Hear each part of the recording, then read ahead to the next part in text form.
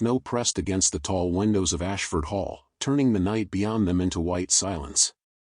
Inside, hundreds of candles burned beneath crystal chandeliers, gilding the ballroom with warm light. Celestine Ashford scarcely heard the music. At 24, 7 months pregnant, she stood beside a marble pillar with one hand resting protectively over her stomach and her eyes fixed on the entrance. She was waiting for her husband. Duke Ambrose Ashford was 25, handsome, disciplined, and difficult to read. Since their marriage, Celestine had learned to recognize his silences.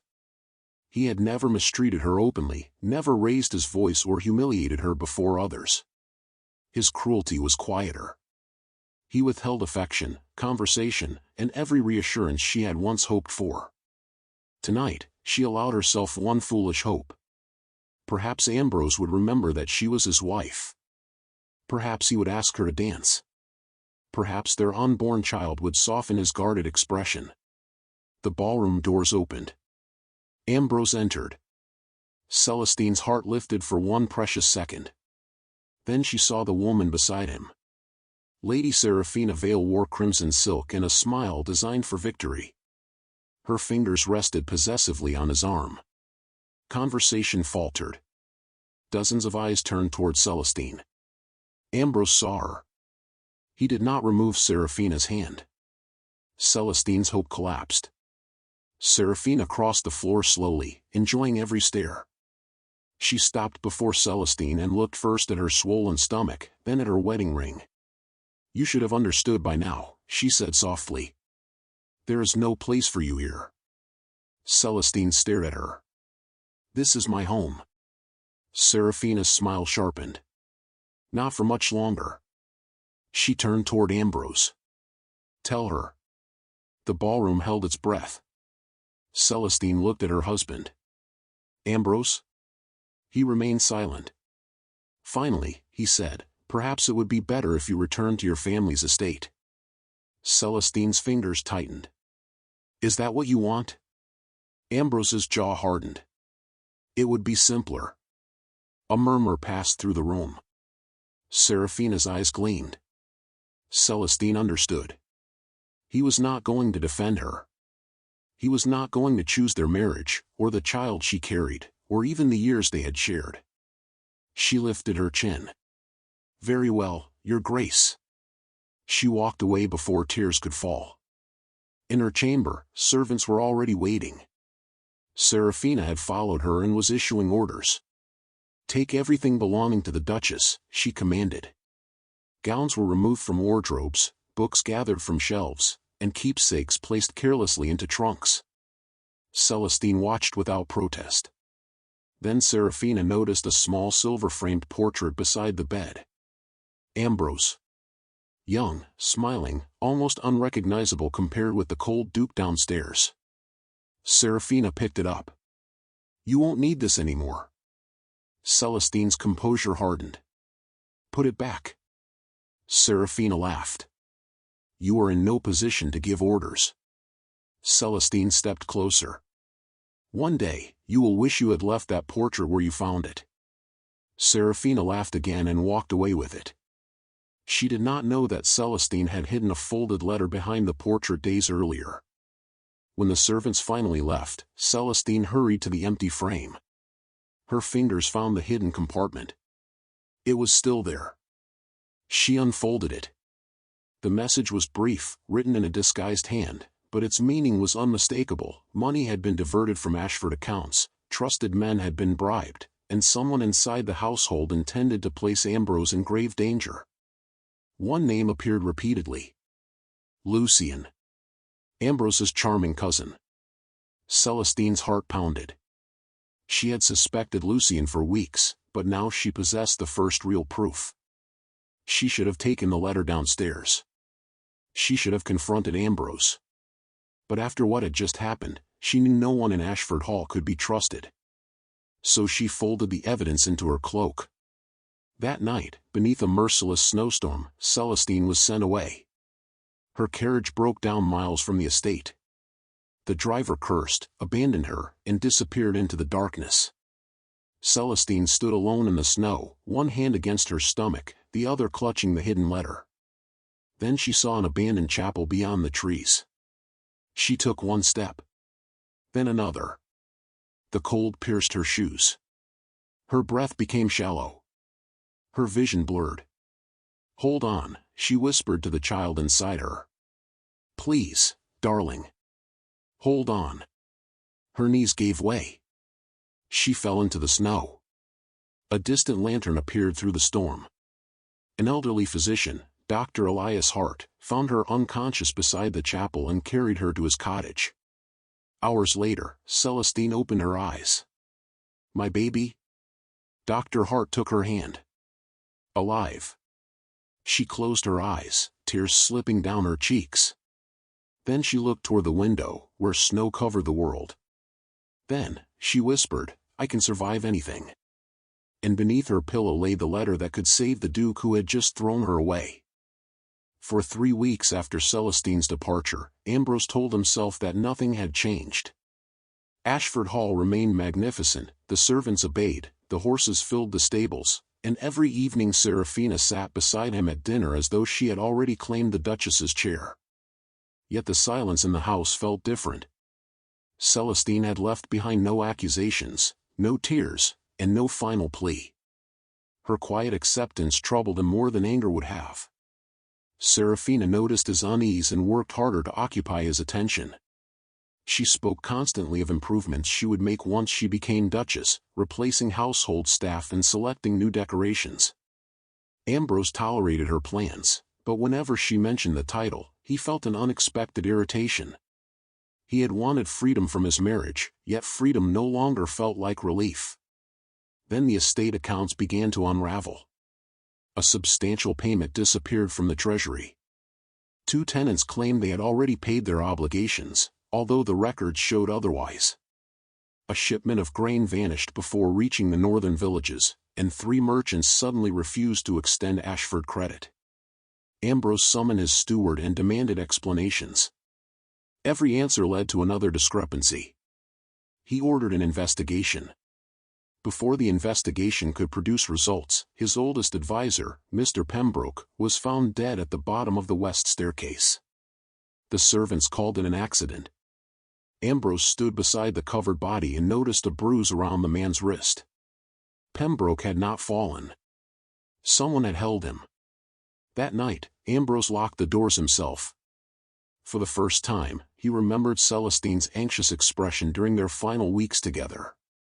She had repeatedly asked questions about estate accounts and warned him not to trust certain men.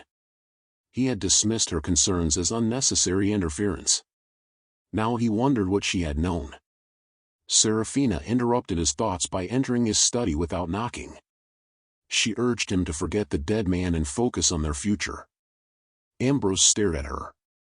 "Did Celestine ever speak to you about the accounts?" Seraphina hesitated. Why would she? That hesitation unsettled him. 2 nights later, someone tried to poison him. A servant brought his customary wine. Ambrose lifted the glass, then noticed a strange bitterness in the aroma. He set it down. Moments later, the servant who had delivered it collapsed after tasting the remaining wine. The physician saved the man, but the message was unmistakable. Someone wanted the Duke dead. Ambrose began investigating personally. Meanwhile, far from Ashford, Celestine had survived the birth of her daughter. She named the child Evelyn, after Ambrose's late mother, and wept when she first held her. Dr. Hart urged her to remain hidden, but Celestine knew hiding alone would not protect them forever. Using money from her own inheritance, she hired trustworthy messengers and began tracing the transactions mentioned in the mysterious letter. The trail led toward Lucien. She discovered that several payments had passed through companies controlled by men loyal to Ambrose's cousin. Worse, Seraphina had unknowingly become part of the scheme. Lucien had promised her that once Ambrose was removed, she would become Duchess. Celestine understood the cruel truth. Seraphina had wanted the crown, but Lucien wanted the entire kingdom beneath it. Back at Ashford Hall, Ambrose searched Celestine's abandoned chambers. Dust covered the furniture. Her perfume had faded, yet the room still felt painfully hers. He noticed a loose floorboard. Beneath it rested a small wooden box. Inside were letters Celestine had written but never sent, their child's first tiny shoes, a pressed flower, and detailed records of debts she had secretly paid from her inheritance. Ambrose read until his hands trembled. She had been protecting his estate while he believed she was merely demanding his attention. At the bottom of the box lay one final letter. If something happens to me, protect our child. And do not trust Lucien. Ambrose stared at the words until their meaning became unbearable. Celestine had known. She had tried to warn him. And he had sent her away. He immediately ordered every carriage searched and questioned servants who had handled her departure. Days became weeks, but no one knew where she had gone. Then a messenger arrived with news that shattered the last of Ambrose's pride. A physician in a distant village had recorded the birth of a baby girl to a woman traveling under another name. The child's age matched Celestine's pregnancy. Ambrose gripped the report. His daughter was alive. His wife was alive. But Lucien's spies had already found the same trail. Ambrose mounted his horse and rode into the night, determined to reach Celestine first. Behind him, Lucien received the same information. He smiled coldly. Find her, he ordered. And this time, leave no witnesses. Because if Celestine reached Ambrose first, every secret Lucien had buried would finally rise openly. Celestine had learned to live quietly. For nearly a year, the manor beyond the northern hills had been her refuge. Under the name Mrs. Vale, she raised Evelyn away from court gossip, surrounded by orchards, stone walls, and the care of Dr. Hart. Yet peace had never erased caution. She had collected enough evidence to destroy Lucien. Ledgers proved that money had been diverted from Ashford accounts. Letters revealed his dealings with corrupt merchants. Celestine kept everything locked inside a chest beneath the nursery floor. She had considered sending the evidence to Ambrose. But whenever she remembered his expression at the winter ball, her courage faltered. He had watched another woman order his pregnant wife from their home and had chosen silence. Love had not vanished from Celestine's heart, it had simply become something she could no longer trust. That evening, Celestine sat beside her daughter's cradle while rain whispered against the windows. Evelyn reached for her mother's necklace, laughing. Celestine kissed her tiny fingers. You will never wonder whether you are wanted, she promised. A horse screamed outside. Celestine froze. Dr. Hart hurried into the room. Men are approaching. She lifted Evelyn. How many? Too many. The first window shattered.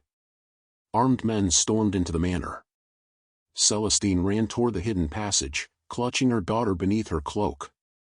Behind her came the sound of shouting, breaking furniture, and flames spreading through dry curtains. They had come for the evidence, because Lucien would stop at nothing to silence her forever. She reached the servants' corridor and pulled the door open.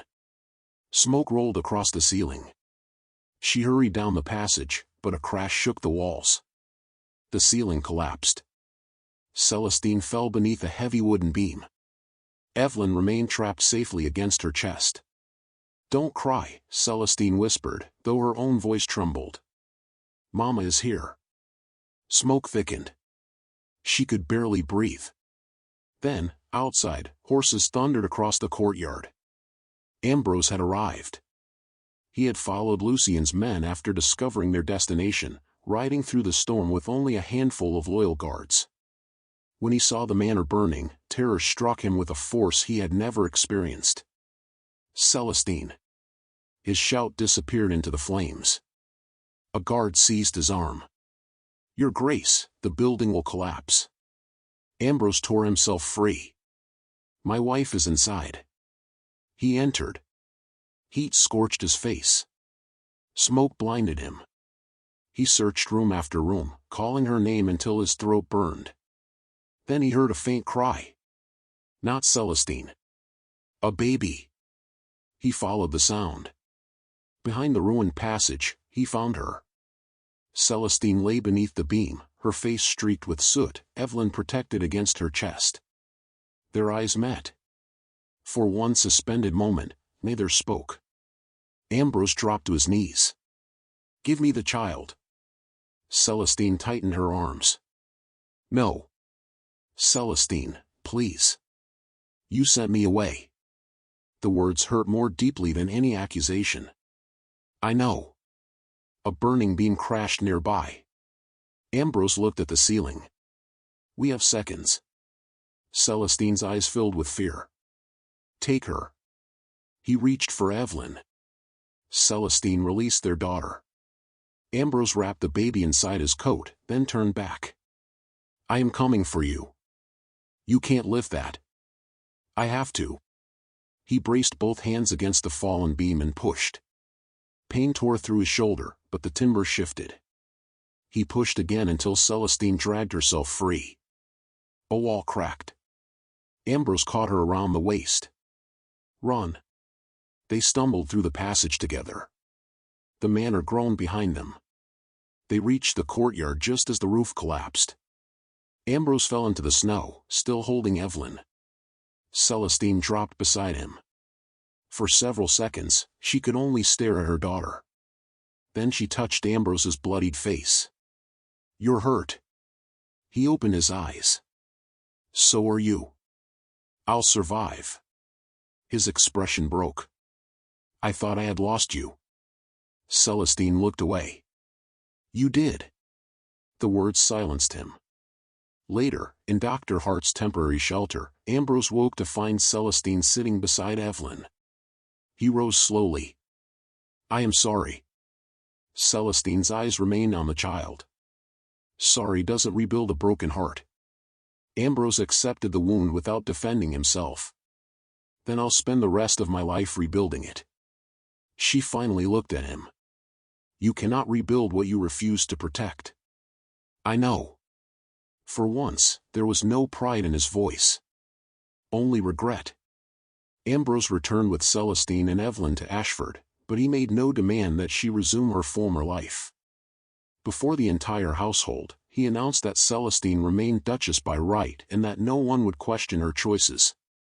Celestine listened silently. She had expected another command.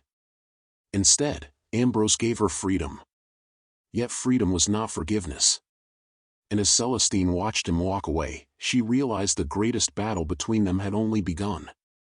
The final battle was fought with evidence.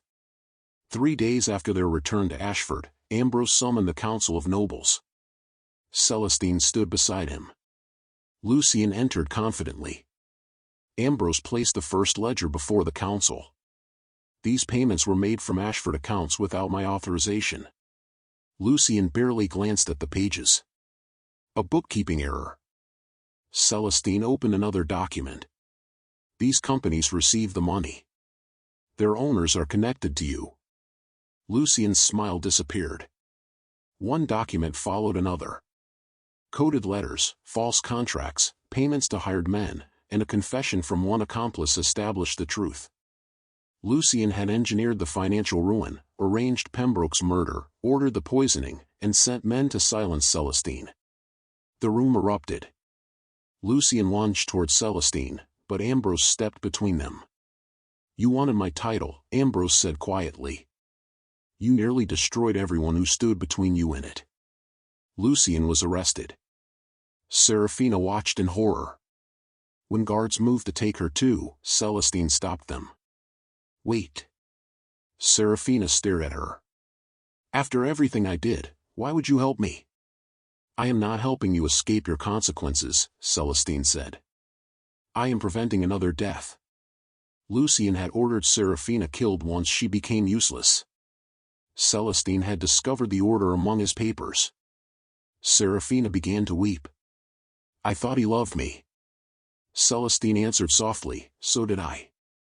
Seraphina left Ashford soon afterward, carrying only the painful knowledge that ambition had made her betray another woman. With Lucian defeated, Ambrose expected Celestine to return to Ashford Hall. She refused. "I will remain at my own estate. Evelyn needs a home where she feels safe." Ambrose's first instinct was to argue. Then he remembered the burning manor, the fear in Celestine's eyes, and the freedom he had promised her. "All right."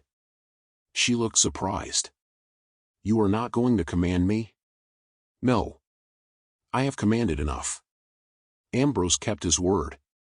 For 6 months, he did not pressure Celestine to return. He visited Evelyn whenever permitted and gradually learned how to be a father. He carried the little girl through gardens and struggled to braid her hair. Celestine watched from the doorway, laughing despite herself. "You could help," Ambrose said. "I am enjoying the spectacle." Evelyn giggled. Ambrose also changed the way he governed. He settled debts honestly, restored tenants' rights, and dismissed corrupt men. People stopped whispering about the cold young duke. One autumn afternoon, Ambrose arrived at Celestine's estate alone. Celestine found him beside the garden gate. "Why are you here?" For once, the powerful duke stood before her without authority, carrying only hope, humility, and patience quietly. "To ask my wife for permission to court her." She stared at him. "You are already married to me." "I know. But we never had the chance to become husband and wife by choice. Our marriage began with duty. I want to begin again." Celestine studied him. "And if I say no?" "I will accept it." She did not forgive him that day. Instead, she allowed him to try. Their love returned slowly. He brought her books instead of expensive jewelry. She invited him to dinner instead of waiting for him to demand her company. They walked beside the lake while Evelyn played nearby. When Celestine spoke, Ambrose listened. One evening, Evelyn seized both their hands and pressed them together. Ambrose smiled. "Even she thinks we're foolish." Celestine laughed. "She may be right." He lifted her hand and kissed her fingers. He did not kiss her lips. He was still waiting for her to choose him. A year after the night she had been expelled, Ambrose brought Celestine to the old chapel at Ashford. The chapel had been restored. Hundreds of candles illuminated the walls, and above the altar stood a simple inscription. "Here begins our marriage, not the one arranged for us, but the one we chose." Ambrose knelt. "Celestine, I don't want the Duchess of Ashford. I want you." Her eyes filled with tears. She took his hand. "Then get up, Your Grace. Your daughter is waiting for us." He rose, and she kissed him. They never returned to the grand palace. Instead, Ambrose moved to Celestine's estate, where they transformed it into a refuge for abandoned children and widows. Years later, Evelyn ran between them. Someone asked Celestine whether she regretted leaving Ashford Hall. She looked at Ambrose and smiled. "No. If I had never left, he might never have learned how to find me." Ambrose took her hand. Their daughter laughed between them. The woman once ordered to pack her bags had lost a palace, but gained something more precious, a husband who finally understood that love could never be commanded. And this time, when Celestine chose to stay, nobody had ordered her to.